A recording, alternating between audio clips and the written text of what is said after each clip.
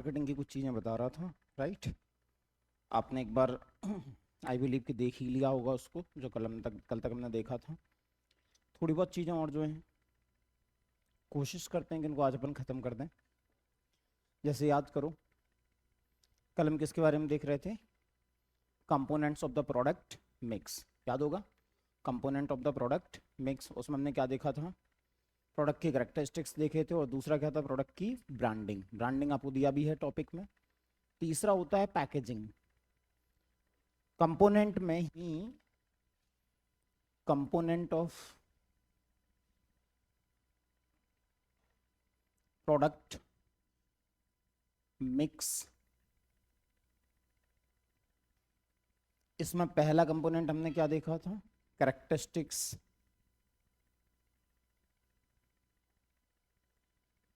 दूसरा क्या था? ब्रांडिंग।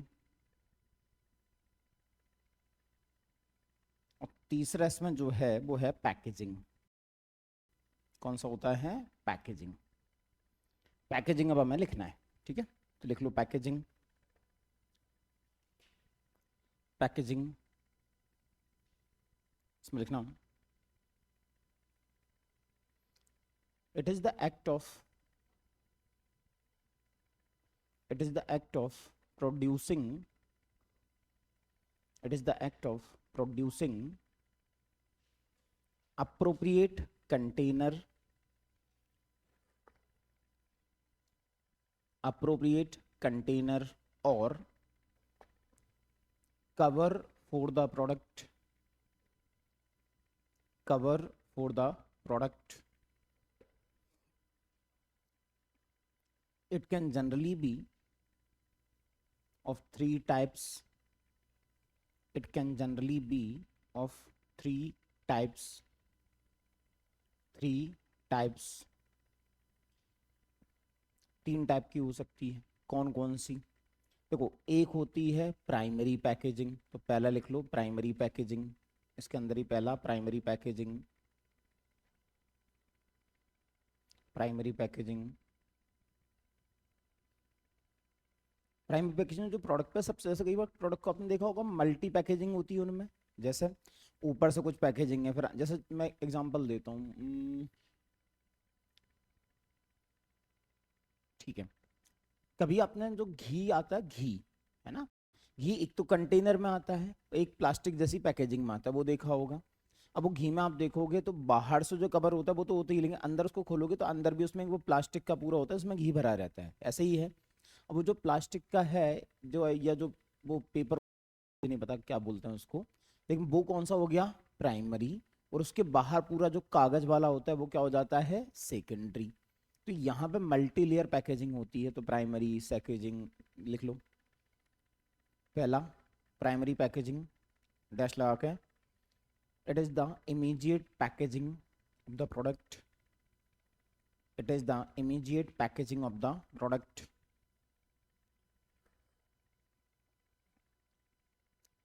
दूसरा सेकेंडरी पैकेजिंग, डैश लगा के, additional packaging, additional packaging to give protection, additional packaging to give protection. तीसरा final packaging, final packaging, final packaging such as transportation packaging, courier warrior होता है ना, चीज़ें तो ऊपर से जो कर देते हैं पूरा pack, such as transportation packaging. तो इसका तीसरा मिक्स क्या हो गया? पैकेजिंग। और इसका जो चौथा होता है, या जो चौथा कंपोनेंट है, उसको हम बोलते हैं लेबलिंग। अब लेबलिंग क्या होता है? आप सबने देखा है, आपने देखा, वो लेबल लगा दिए जाते हैं, इसकी एक्सपायरी डेट क्या है, एमआरपी क्या है, ऐसे लेबल्स तो देखे होंगे आपने, उसको लेबलिंग बोलते हैं। तो लेबलिंग लिखना, label is a part on the cover of the product, label is a part on the cover of the product cover of the product which includes name, ownership, expiry date, etc. etc. ठीक है, चलो तो पहला तुम याद करो, marketing में हमने 4P की बात की थी, कौन कौन सा? पहला था प्रोडक्ट, कौन सा था? प्रोडक्ट। दूसरा था प्राइस, क्या था? प्राइस। तो अब यहाँ पे हम थोड़ा प्राइस के बारे में देखेंगे, तो हेडिंग डाल लो प्राइस, और उसके अंदर एक हेडिंग डालना factors affecting pricing decisions, factors affecting pricing decisions.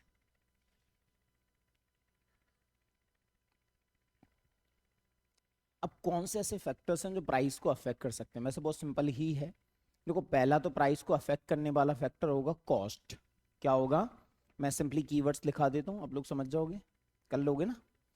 ठीक है, फिर भी तुम्हारा पढ़ने का मन करे तो मैं तुमसे बोल रहा हूँ कि कहाँ से करना है। अभी चूंकि अपने पास समय कम है और तुम लोग भी ज़्यादा इंटरेस्टेड हो नहीं, तो मैं फिर थोड़ा क्रैक्स नोट्स बना दे रहा हूँ। बाद में तुम्हारा मन करे तो जिस तरह से एनसीईआरटी है वैसे ही गवर्नमेंट की कुछ ऑफिशियल टेक्स्ट बुक्स और हैं ओपन स्कूलिंग के लिए। एनसीईआरटी किसके लिए होती है? रेगुलर के लिए। एनआईओएस किसके लिए है? ओपन स्कूलिंग के लिए। मुझे लगता है कि एनआईओएस में और अच्छे से समझाया जाता है, क्योंकि यहाँ पे उन लोगों के लिए जो प्राइवेट में कर रहे हैं, खुद से पढ़ना है, तो बड़ी आसान सी भाषा में होता है, तो अच्छी सी है। तो एनआईओएस में आप देखना, उसमें जो बिजनेस स्टडीज वाला सेक्शन है, कौन सेक्शन है? Business studies. उसमें अंदर जाना तो उसमें कई सारी पीडीएफ होंगी, तुम्हारे काम की होगी मार्केटिंग वाली। हम मार्केटिंग ही पढ़ रहे हैं, वो तुम्हारे काम की है, तुम और डिटेल में पढ़ सकते हो, और अच्छी दिया गया है उसमें, ठीक है। बाकी तुम एक बार जो मैं समझा रहा हूँ क्लास में समझ लोगे तो फिर तुम्हें कोई चीज़ समझने में दिक्कत नहीं होगी, ठीक है। तो बाद में तुम्हारा मन करे तो यहाँ से तुम इसको अपग्रेड कर सकते हो, and that is the authentic source. NIOS का सोर्स है ऑथेंटिक, जैसे एनसीईआरटी है वैसे ही क्या है? एनआईओएस, ठीक है। अच्छा, क्या होंगे अब अगर मैं पूछूं कि प्राइस को कौन से ऐसे फैक्टर्स हैं जो डिटरमाइन करते हैं, तो प्राइस को डिटरमाइन करने वाले फैक्टर में पहला हम बोल देंगे होती है कॉस्ट। क्या होती है? किसी प्रोडक्ट बनाने में सर्टेन कॉस्ट होती है। अब कॉस्ट को भी मैं दो तीन तरह से क्लासीफाई कर सकता हूँ वैसे, जैसे एक हो सकती है फिक्स्ड कॉस्ट और दूसरी हो सकती है वेरिएबल कॉस्ट। कौन कौन सी? Fixed cost and variable cost. मान लो हमें ये बनाना है माइक, अब इसके लिए जो मशीन होगी तो फिक्स कॉस्ट है, चाहे वो 1000 प्रोडक्ट बनाए या एक भी ना बनाए, लेकिन मशीन तो खरीदना पड़ी है आपको। या फिर एक कॉस्ट होगी कि कितने लेबर लगी, कभी कम लेबर लगेगी कभी ज़्यादा, तो लेबर कैसी हो जाएगी? वेरिएबल। तो हम एक तो फिक्स कॉस्ट और वेरिएबल कॉस्ट समझ सकते हैं, या फिर इसको एक और तरह से समझते हैं कि 4 फैक्टर्स ऑफ प्रोडक्शंस होते हैं। कितने होते हैं? 4। कौन कौन से?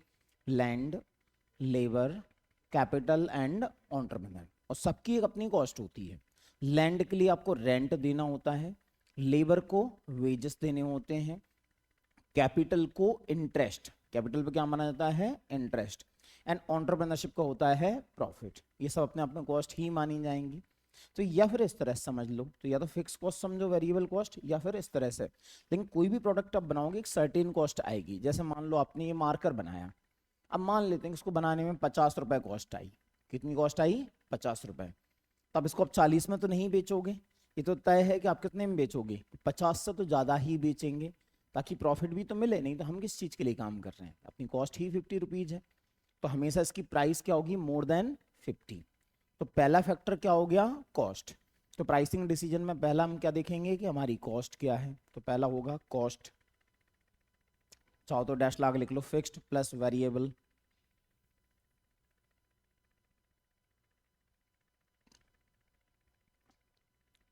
दूसरा हो सकता है डिमांड। अभी तो तय है किसी भी आइटम की अगर डिमांड ज्यादा होगी, भले ही उसकी कॉस्ट कितनी भी हो, अगर मार्केट में डिमांड बहुत ज्यादा है तो क्या बढ़ जाएंगी? उसकी प्राइसेस। अभी देख लो गैस सिलेंडर की, हालांकि सरकार ने ऑफिशियली प्राइसेस नहीं बढ़ाए, लेकिन जो अनऑफिशियल तरीके से लेते हैं उनसे पूछो कितने में मिल रहा है? डबल से ज्यादा ही मिल रहा है, डबल से ज्यादा में मिल रहे हैं। तो डिमांड हमेशा किसको अफेक्ट करती है? आपकी प्राइसेस को। तो अगला हो गया डिमांड, ये मैं कई बार समझा चुका हूं, डिमांड। तीसरा होगा कंपटीशन। तीसरा होगा कंपटीशन। अब देखो कंपटीशन में हमें क्या दिखाई देगा, कई बार आपको कंपटीशन की वजह से प्राइसेस डिक्लाइन करना पड़ सकती हैं। जैसे मैं इसका एक एग्जांपल देता हूँ, जब जियो लॉन्च हुआ इंडिया में तो उसके पहले हमारे यहाँ डेटा के रेट बहुत हाई हुआ करते थे, मतलब बहुत ज़्यादा हाई। 150 रुपये में 1 GB मिलता था। कितना मिलता था? 150 में 1 GB पूरे महीने के लिए। मैं एक दिन की बात नहीं कर रहा हूँ, 1 GB पूरा महीना। और बीच में ख़त्म हो जाएगा तो तुम्हें फिर से रिचार्ज करना पड़ेगा। 1 GB टोटल महीने में। 1 GB तो तुम्हें दिन में पता नहीं चलता होगा। 1 GB दिन में पता नहीं चलता है, बोले सर पता ही नहीं चलता, अनलिमिटेड रहता है वो तो। 5G अनलिमिटेड है। तो सोचो 1 GB पूरे महीना 150 रुपये में। जियो ने लॉन्च होकर सबसे, जियो के लॉन्च के बाद में सबसे बड़ा अगर कोई रिवॉल्यूशन आया था तो ये था कि डेटा में एक्चुअल में रिवॉल्यूशन आ गया। जियो ने पहले तो पूरा फ्री, पूरा फ्री, मतलब 3 महीने तक तो उन्होंने कुछ चार्ज लिया ही नहीं है कस्टमर्स से। 3-4 महीने तो टोटल फ्री चला है, किसी ने कुछ दिया ही नहीं, कोई रिचार्ज नहीं करना था, फ्री में सिम ले लो, फ्री में चलेगा सब कुछ। तो जियो में आपको दिखाई देता है। अब जियो ने जब ऐसी प्राइसिंग स्ट्रेटजी अडॉप्ट की तो बाकी सब कंपनीज को क्या करना होंगे? प्राइसेस डाउन करने होंगे कि नहीं? तो बाकी सबको भी अपने प्राइसेस डाउन करने पड़े। कंपटीशन, एक आपका कंपटीशन किस तरह से है वो भी डिटरमाइन करेगा प्राइसेस को। Next, marketing objectives. Marketing objectives,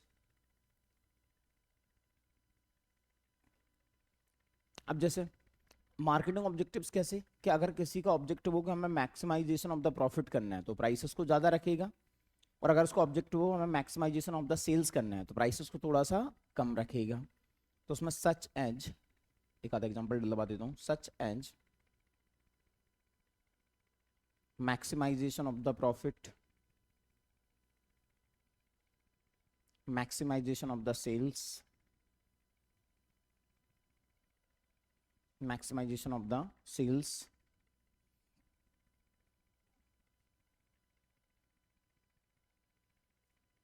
maximisation of the sales,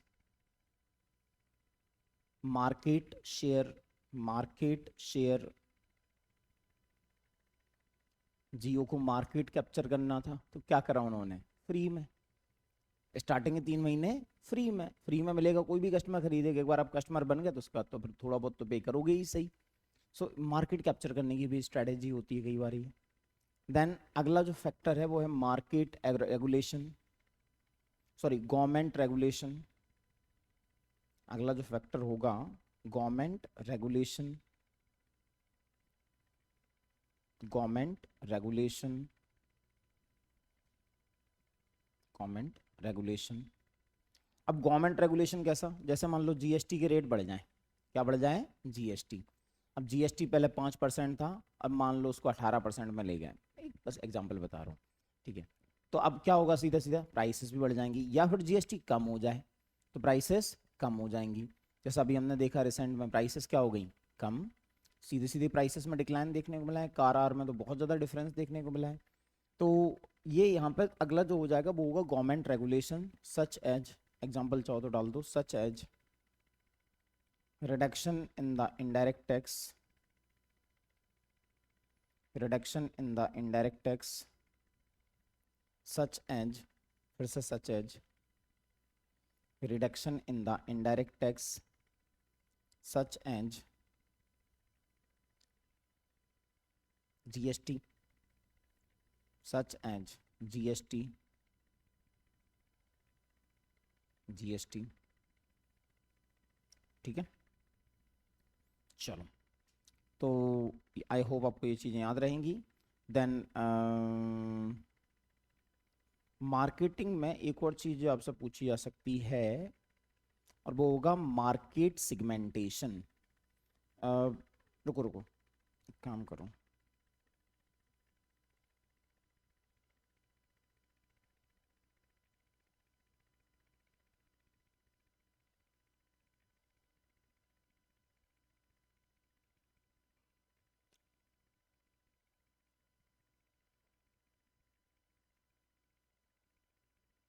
there so much, actually बहुत कुछ है पढ़ाने के लिए इसमें। uh,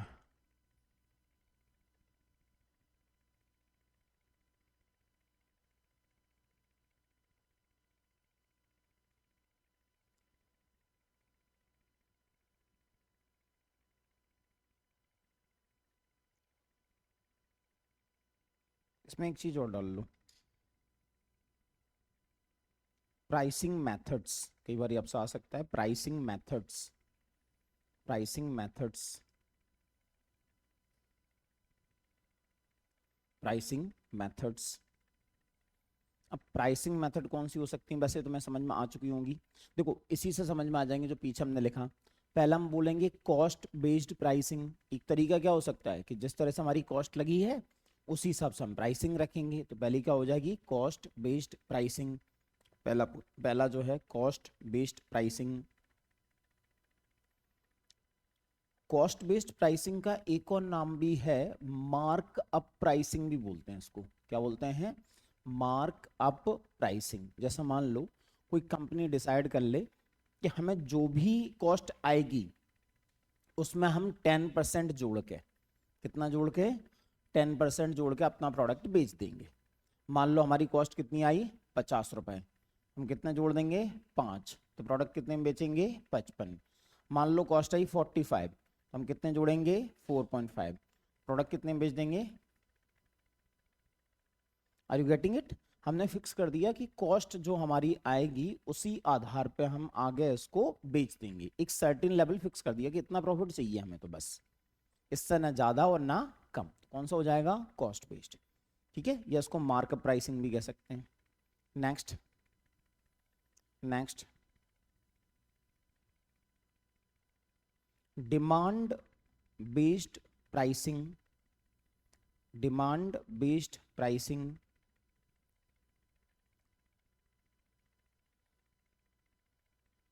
demand based pricing.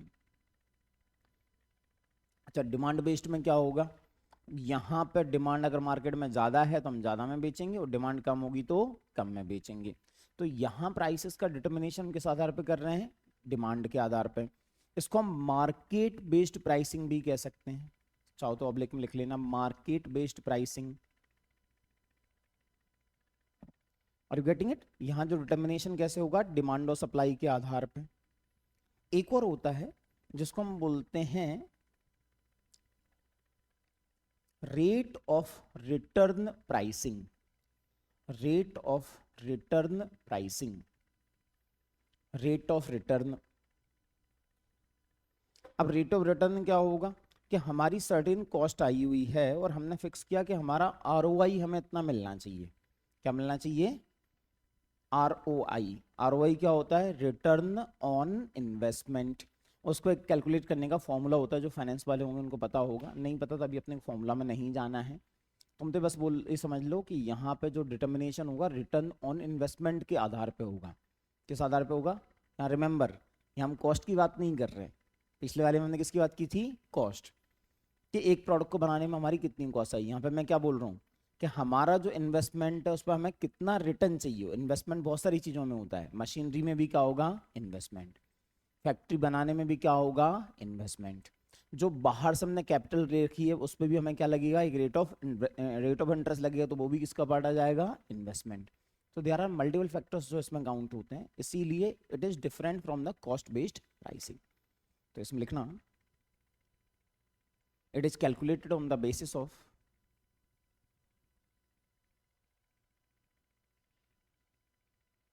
it is calculated on the basis of, on the basis of return on investment rate, ROI rate, return on investment rate, ROI rate। ठीक है, एक होती है कंपटीशन ओरिएंटेड प्राइसिंग। आपके कॉम्पिटिटर जिस तरह से price रखेंगे वैसे ही हम रखेंगे। कंपटीशन ओरिएंटेड प्राइसिंग, ये आप सामान्यतः टेलीकॉम सेक्टर में देखना ऐसी ही मिलेगी। रिचार्ज के रेट लगभग सिमिलर होते हैं। Competition oriented pricing, competition oriented pricing. ठीक है, नेक्स्ट, एक और प्राइसिंग का तरीका हो सकता है जिसको परसीव्ड वैल्यू प्राइसिंग बोलते हैं। क्या बोलते हैं, परसीव्ड वैल्यू। कि उस प्रोडक्ट की इतनी वैल्यू परसीव की जा रही है। जैसे एप्पल के फोन्स देखा जाए तो तुम्हें उसमें रैम और साथ साथ में जो इंटरनल मेमोरी मिलती है वो कम ही मिलती है, आया ना, फिर भी उनकी प्राइसेस कहीं ज़्यादा होते हैं। क्यों? क्योंकि कस्टमर्स को लगता है कि इसकी परसीव्ड वैल्यू ज़्यादा है। एप्पल है तो अपने आप ही वैल्यू बढ़ गई, भले ही उसकी मेमोरी कम है, भले ही उसमें रैम कम है, लेकिन तो भी हम क्या मानते हैं कि उसकी वैल्यू बढ़ गई। तो कौन सी प्राइसिंग हो जाएगी? तो एप्पल की प्राइसेस हमेशा ही हाई हैं। कौन सी हो गई? Perceived value pricing. एक और होता है, इसको बोलते हैं साइकोलॉजिकल प्राइसिंग। साइकोलॉजिकल प्राइसिंग ये आप सब ने देखा है, बिल्कुल देखा होगा सभी ने। साइकोलॉजिकल प्राइसिंग देखा कई बार, 399, 399, 599, देखा जाए तो आप पे कितना कर रहे हो? 600। लेकिन होता क्या है ना कि हमारे माइंड में पहला वाला फिगर याद रहेगा। कौन सा याद रहेगा? पहला वाला। तो हमारे माइंड में ये चलेगा 500। इसीलिए कंपनीज हमेशा ऐसी वाली प्राइसिंग करती हैं, इसको हम बोलते हैं साइकोलॉजिकल प्राइसिंग। क्या बोलते हैं? Psychological pricing. ठीक है, ये ध्यान रखना, प्राइसिंग का एग्जाम्पल है। चलो, तो ये आपकी प्राइसिंग मेथड्स हो गई। देन एक होता है प्राइस एडेप्टेशन स्ट्रेटजीज। जल्दी लिखते जाओ, अपन इसको खत्म ही कर लेंगे। Price adaptation strategies.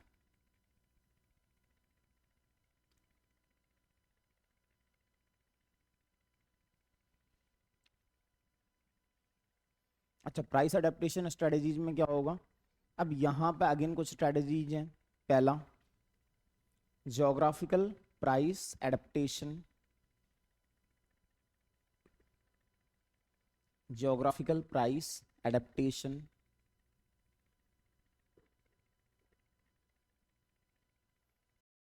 आप देखोगे कुछ प्रोडक्ट्स हैं जो अलग अलग कंट्रीज में कम या ज़्यादा रेट पे बेचे जाते हैं, है या ना? जैसे एप्पल वगैरह को तुम बाहर से बुलवाओगे तो कंपैरेटिवली अपने को लेस प्राइस में मिल जाता है। क्यों? क्योंकि वहाँ पे इतना ज़्यादा आपको टैक्स वैक्स नहीं लगता है। या फिर किसी दूसरे का एग्जांपल ले लो, तो मैं डिफरेंस मिलेंगे प्राइसिंग में, तो ये इसको हम क्या बोलेंगे? ज्योग्राफिकल। दूसरा, price discounts and allowances. Price discount and allowances. अब प्राइस डिस्काउंट में भी एक्चुअली कई तरह के डिस्काउंट होते हैं। जैसे क्वांटिटी डिस्काउंट होगा कि बल्क में खरीदोगे तो इतना डिस्काउंट मिलेगा। कई बार आप देखना कि ट्रेड डिस्काउंट होता है। ट्रेड डिस्काउंट कौन सा? कि जो होते हैं होलसेल वाले रेट अलग होते हैं और रिटेल वाले रेट अलग होते हैं, सुना होगा तुमने। होलसेल वाले रेट अलग हैं और रिटेल वाले रेट अलग हैं। ये कौन सा डिस्काउंट हो गया? Trade discount. या फिर एक कैश डिस्काउंट होता है। कई बार आप, ये तो आप सबको मिलता भी होगा, कैशबैक आता है कि नहीं? कैशबैक किसका एग्जाम्पल हुआ आपके? Cash discount. या कई बार सीजनल डिस्काउंट होता है, बस इनके नाम लिख लो कहीं। Cash discount, quantity discount, trade discount and seasonal discount.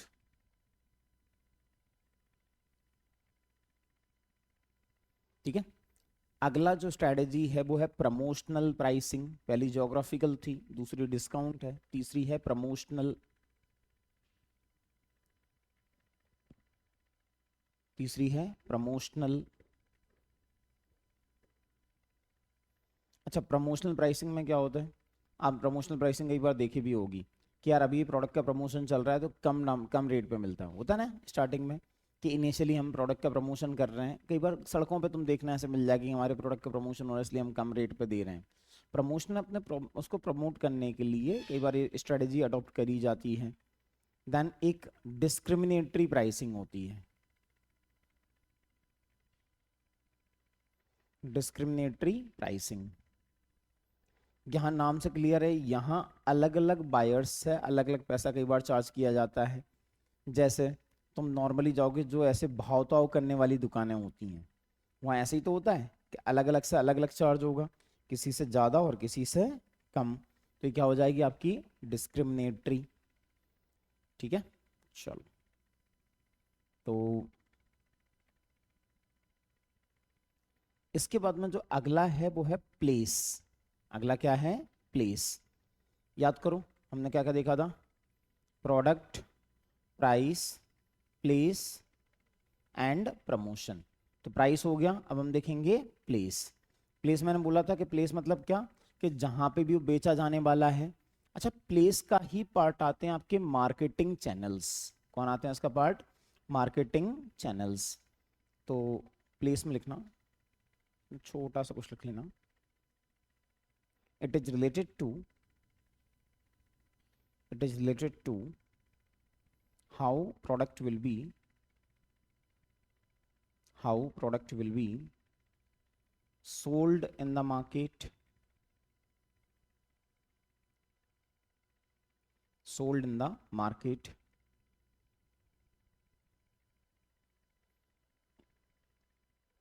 अब इसी के अंदर पहले लिखना चैनल। आपको चैनलिंग दिया हुआ है उन्होंने, चैनल दिया है ना सिलेबस में। सिलेबस देखो जरा, चैनल दिया हुआ है उसमें। जहां तक मुझे याद है उनने 3 वर्ड दिए हैं, मार्केटिंग, दूसरा ब्रांडिंग, और तीसरा नेटवर्किंग। नेटवर्किंग एक्चुअली चैनलिंग का ही पार्ट होता है, नेटवर्किंग इसी का पार्ट है। तो इसमें कुछ चैनल्स बनाते हैं हम। क्या बनाते हैं? चैनल्स। अच्छा, ये चैनल्स का मतलब क्या हुआ? देखो, कुछ चैनल्स बनाते हैं। कैसे चैनल्स बनाते हैं? यहाँ पे 2 3 4 तरह के चैनल्स हो सकते हैं। अब यहाँ पे बस हमें देखना है चैनल कैसे बनेगा। कि ये प्रोड्यूसर है, ये मान लेते हैं प्रोड्यूसर है, और इधर मान लेते हैं कंज्यूमर है। अब इनके बीच में जिस तरह से डिस्ट्रीब्यूशन होगा उसी को हम चैनल बोल देंगे। जैसे एक होगा जिसको हम बोलेंगे जीरो स्टेज। क्या बोलेंगे? Zero stage. सीधा प्रोड्यूसर से अगर कंज्यूमर के पास में पहुंच रहा है तो क्या हो जाएगा? Zero stage. ठीक है। देन अच्छा, एक क्या हो सकता है कि प्रोड्यूसर था, देन इसने मान लो किसी होलसेलर को दिया। किसको दिया? होलसेलर। और बाद में किस तक पहुंचा? कंज्यूमर। किस तक पहुंचा? कंज्यूमर। तो इसको मान लो हम कह सकते हैं कि ये अपना 1 स्टेज है। कितना स्टेज है? 1। बीच में 1 स्टेज आ गई। अब चाहे होलसेलर हो या रिटेलर हो, उसमें अपने को कंफ्यूज नहीं होना है। ठीक है, बीच में एक कोई आ गया। देन मान लेते हैं कि प्रोड्यूसर है, देन इसने किसी होलसेलर को दिया माल, होलसेलर से रिटेलर के पास में गया, और रिटेलर से कंज्यूमर के पास में गया। यहां कितने आ गए बीच में? 2। क्या बोलेंगे इसको? 2 स्टेज। क्या बोलेंगे? ये लिखना है आपको, ये सब है ना, ये सब लिखने वाला पार्ट है। देन ये जीरो स्टेज है पहला वाला। ये कौन सा है? Zero stage. ये 1 स्टेज, ये 2 स्टेज, एंड एक 3 स्टेज हो सकता है। 3 स्टेज में क्या होगा? प्रोड्यूसर है, प्रोड्यूसर ने देख लेते हैं माल किसी एजेंट को दिया, एजेंट ने किसी होलसेलर को दिया, होलसेलर ने किसी रिटेलर को दिया, और रिटेलर ने किसी कंज्यूमर को दिया। ये इस तरह से चला। तो यहां पे कौन सा स्टेज हो जाएगा? 3 स्टेज। ये 3 स्टेज हो गया। ठीक है। ये type of marketing distribution channels हैं। कभी आपसे पूछा जाए कि बताओ what are various types of the marketing distribution channels, ये चैनल्स होते हैं। ठीक है, ये ध्यान रखना, बना लो इनको।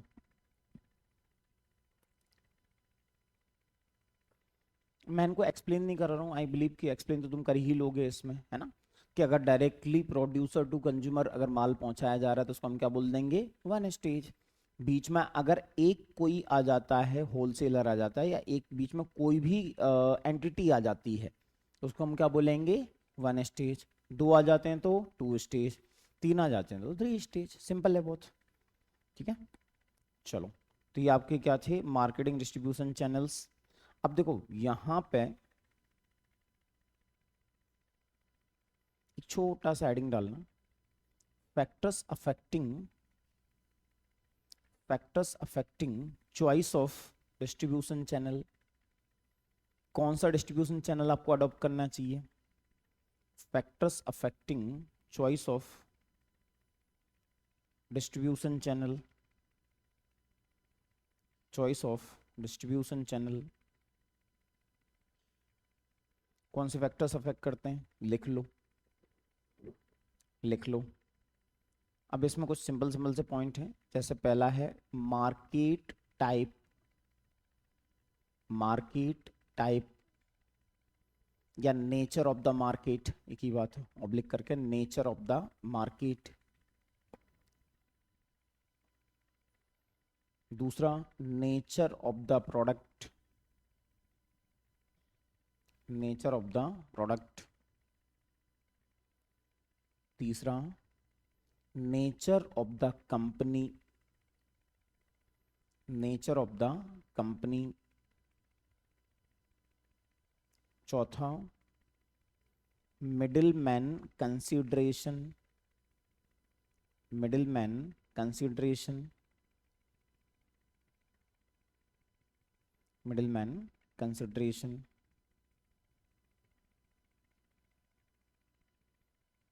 ठीक है, चलो। तो ये क्या था, प्लेस। किसकी बात करी हमने, कि किस तरह से हमारा मार्केट में हमारा प्रोडक्ट को प्लेस किया जाएगा। तो प्लेस के हमने प्लेसिंग के चैनल्स देख लिए, ये तरीका होने वाला है। अब एक और होगा प्रमोशन। क्या होगा, प्रमोशन। प्रमोशन मैंने आपको बताया था, याद करो वापस से, 4 P कौन कौन से थे, product, price, place, promotion. Promotion. अब प्रमोशन के अलग अलग तरीके हो सकते हैं। प्रमोशन में क्या तरीके हो सकते हैं, प्रमोशन में पहला होगा, प्रमोशन मतलब, चाहो तो डैश ला के लिख लो, प्रमोशन के बारे में थोड़ा बहुत लिखा है क्या मैंने पीछे,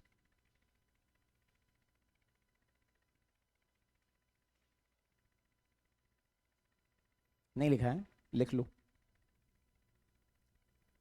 it is the, it is the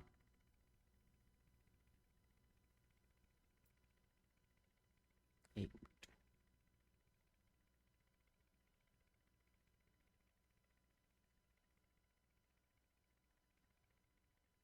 एक और क्लास लग जाए, इज दैट ओके? क्योंकि देखो मेरा तो कुछ नहीं जाएगा, लेकिन मुझे पता है कि अगर मैं ऐसे छोड़ दूंगा तो कुछ चीज़ें तुम्हारी मिस हो जाएंगी। तो एक क्लास और लगेगी अपने को, मंडे की और लगेगी, फिर ये खत्म हो जाएगा। अभी मैं चाहूंगा भी तो 15-20 मिनट में वो खत्म हो नहीं पाएगा, और फिर वो कराना मतलब भागा दौड़ी वाला मुझे थोड़ा सा फेयर नहीं लगता है। तो एक और लगेगी, उसमें खत्म हो जाएंगे। प्रमोशन में लिख लेना, it is one of the significant mix of marketing which aims which aims to attract customers, which aims to attract customers, attract customers to buy the product, to buy the product. It may include, it may include various activities such as advertising, such as advertising, comma, sales promotion, advertising, comma, sales promotion, sales promotion, comma, personal selling, personal selling, comma, publicity, publicity, etc. ठीक है, तो यहाँ पे हमने कुछ चीजें देखी। अब यहाँ पे एडवर्टाइजिंग ऐसा एक्चुअली जो अलग से आपसे पूछ लिया जा सकता है, प्रमोशन का ही पार्ट कौन है, एडवर्टाइजिंग। तो उसमें पहला बनाना advertising, advertising,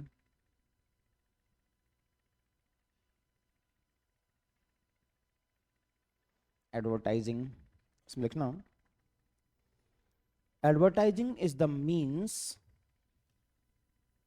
advertising is the means to promote, to promote goods,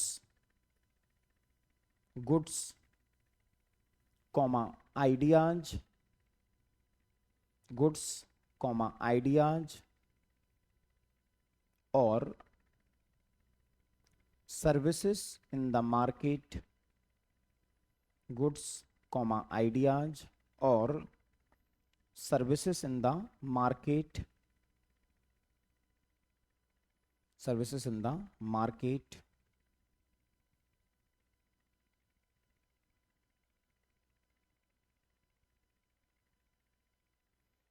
market. ठीक है, वहीं पे छोटी सी एडिंग, तो हम क्रक्स वाली जो डेफिनेशन टू द पॉइंट वो लिखते जाएंगे, बस छोटी सी एडिंग डाल लो, objectives of the marketing, objectives of the advertising, sorry objectives of the advertising,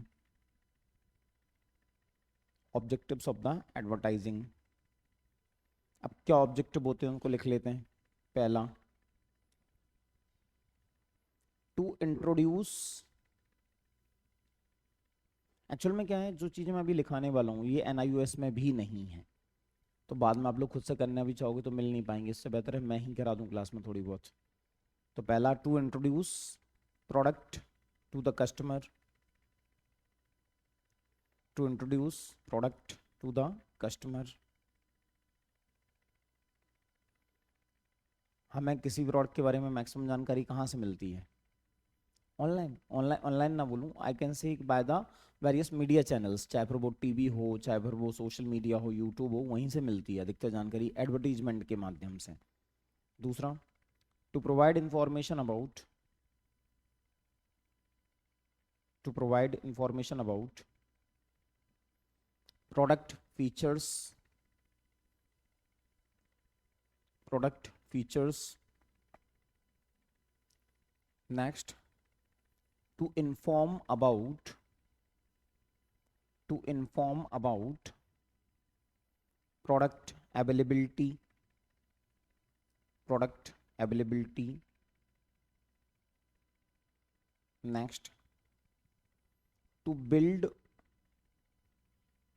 demand in market, to build demand in market। Next, to promote,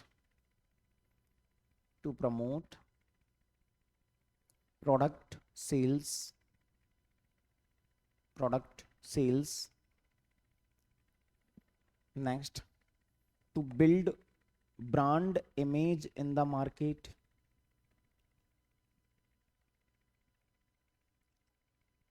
brand image in the market।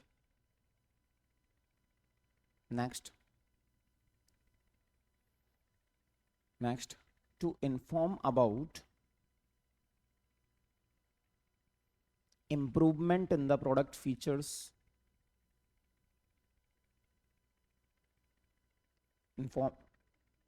improvement in the product features। Next, to access,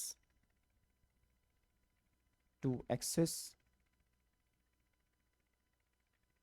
national market and global market, national market and global market।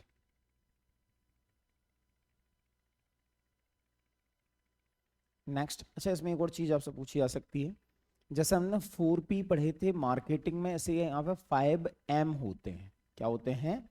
5M। सीधा question आएगा, what are the 5M's of the advertising?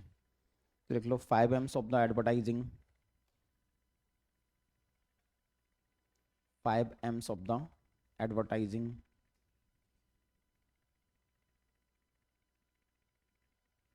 ठीक है, क्या होते हैं? पहला होता है मिशन। क्या होता है? मिशन। पहला जो M है उसका मतलब होता है मिशन। मिशन मतलब बेसिकली कि हमारा ऑब्जेक्टिव क्या, अगर हम एडवर्टाइज कर रहे हैं किसी प्रोडक्ट का तो कुछ तो मिशन होगा, हमें करना क्या है, डैश लगा के, डैश लगा के, मिशन में डैश लगा के, objectives of the marketing, objectives of the marketing. दूसरा है मनी। तो एडवर्टाइजिंग में हम ये भी तो जानकारी देंगे कि हमारा प्रोडक्ट कितने में है लगभग, कई सारे एड्स में ऐसा होता है कि साथ में प्रोडक्ट की प्राइस भी बताई जाती है कि बस इतने में ही अवेलेबल है हमारा प्रोडक्ट, तो लिख लो the amount of money to be spent, the amount of money to be spent. तीसरा है मैसेज, मैसेज डैश लगा के the information to be sent, the information to be sent across the market audience, across the market audience। चौथा है media, media advertisement करने के लिए कुछ तो मीडिया का उपयोग करना होगा, टीवी का, प्रिंट मीडिया का, यूट्यूब का, सोशल मीडिया का, कुछ तो उपयोग करना होगा। मीडिया डैश लगा the form of media to be used, the form of media to be used। next measurement, measurement, measurement क्या होंगे? मेजरमेंट्स हम ये देखेंगे ना कि हमने एडवर्टाइजमेंट किया तो उससे हमारी प्रोडक्ट की सेल्स पे क्या इम्पैक्ट हुआ, सेल्स बढ़ी, कम हुई, बढ़ी तो कितना बढ़ी, क्या चेंज आए, तो यहाँ पैरामीटर्स तो हमें रखने होंगे। सो डैश लगा के the parameters to, the parameters to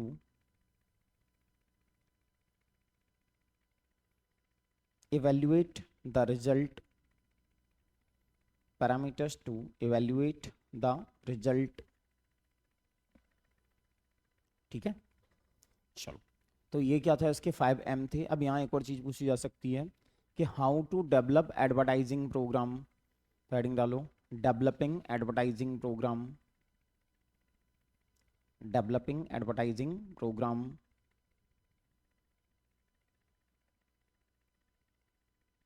अब इसमें एडवर्टाइजिंग प्रोग्राम को डेवलप करने में हमें कुछ चीज़ों की ध्यान रखना है। पहला, सबसे पहला ऑब्जेक्टिव सबसे पहले होगा, अगर हमें एक एडवर्टाइजिंग प्रोग्राम बनाना है, जैसे मान लो किसी कंपनी में आप काम कर रहे हो, सपोज कि आप फ़ोन बनाने वाली कंपनी में काम कर रहे हो और आपको टास्क दिया जाए कि आपको कस्टमर्स के लिए एक पूरा एडवर्टाइजिंग कैंपेन बनाना है, तो कुछ चीज़ें तो माइंड में होना चाहिए। तो उसकी प्रोसेस क्या है? पहला होता है कि सेटिंग एडवर्टाइजिंग ऑब्जेक्टिव, कि हमारा ऑब्जेक्टिव क्या है, हम क्या ही करना चाह रहे हैं, हम कस्टमर्स को किस तरह से इन्फ्लुएंस करना चाह रहे हैं। Setting advertising objectives, advertising objectives पहला हमारा ये होता है कि एडवर्टाइजिंग के ऑब्जेक्टिव्स को सेट करना है। अब इसमें भी 2-3 टाइप हो सकते हैं, तो इसके अंदर ही ऐसे एरो निकाल के 2-3 पॉइंट ऐसे लिख लेना है। इसमें क्या हो सकते हैं? पहला informative advertising, informative advertising. Informative का मतलब होता है कि जो आपको इंफॉर्मेशन दे। कई सारी एडवर्टाइजिंग ऐसी होती है ना, आपको जानकारी देने के लिए, कस्टमर्स को अवेयर करने के लिए होती है इंफॉर्मेटिव। जैसे गवर्नमेंट के जितने भी एडवर्टाइजमेंट आते हैं इंफॉर्मेटिव ही तो होते हैं, है ना। पल्स पोलियो मिशन का मान लो, पीएम किसान का मान लो, कोई दूसरा मान लो, ये सब कैसे होते हैं? कई बार आपने देखा होगा न्यूज़पेपर्स में सरकार की तरफ से बड़े बड़े से ऐड आते हैं, इंफॉर्मेटिव ही तो है। दूसरा परसुएसिव, परसुएसिव, परसुएसिव में क्या होगा? ये आपने परसुएशन जो पढ़ा है उसी का है। परसुएशन मतलब किसी को बहलाना फुसलाना। बहलाना फुसलाना एक बहुत लेमन वाला वर्ड हो जाएगा, सीधे से बात इसको अगर मैं और अच्छी लैंग्वेज में बोलूँ तो it is the change in the attitude of the customer. क्या होता है ये? Change in the attitude of the customers. Then एक होता है रिमाइंडर एडवर्टाइजिंग। रिमाइंडर, जैसे देखा बस हमारा ये ऑफर इस डेट में एंड हो रहा है, आप लोग जल्दी जल्दी इसका फायदा उठाएं। कौन सा है ये? Reminder advertising, reminder advertising. ठीक है, चलो दूसरा, तो ये पहला क्या था? Setting advertising objectives. दूसरा होगा deciding advertising budget,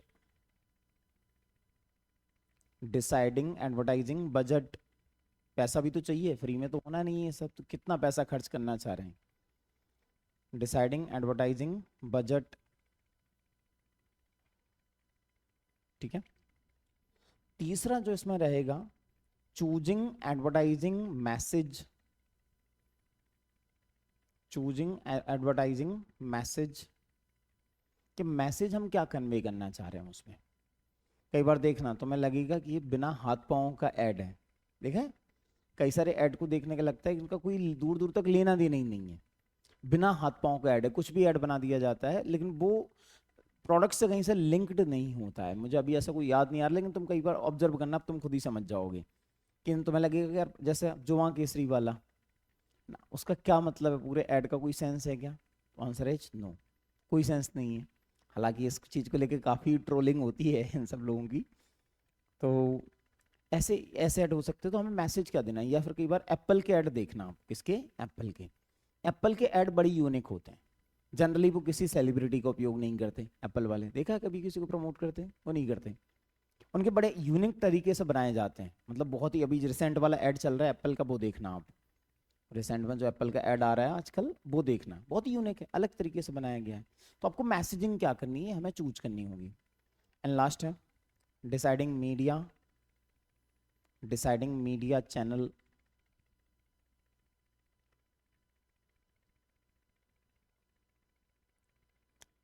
media channel. अच्छा एक चीज़ मैं यहाँ पे और बता दूँ आपको, चूंकि बिमल वाली बात आई तो मैं एक चीज़ बता ही दूँ, ऐसी एडवर्टाइजिंग को बोलते हैं सरोगेट एडवर्टाइजिंग। क्या बोलते हैं? सरोगेसी समझते हो आप लोग, उनको सरोगेट एडवर्टाइजिंग बोलते हैं। क्यों? देखो इंडिया में देखा जाए तो जितने भी टोबैको प्रोडक्ट्स हैं या गुटखा प्रोडक्ट हैं, इनके एडवर्टीजमेंट पर रोक है। ये इनके एडवर्टीजमेंट नहीं हो सकती। कभी देखा तुम्हें सिगरेट का ऐड हो रहा हो? नहीं। तम्बाकू का ऐड हो रहा हो? नहीं। इनके ऐड नहीं हो सकते।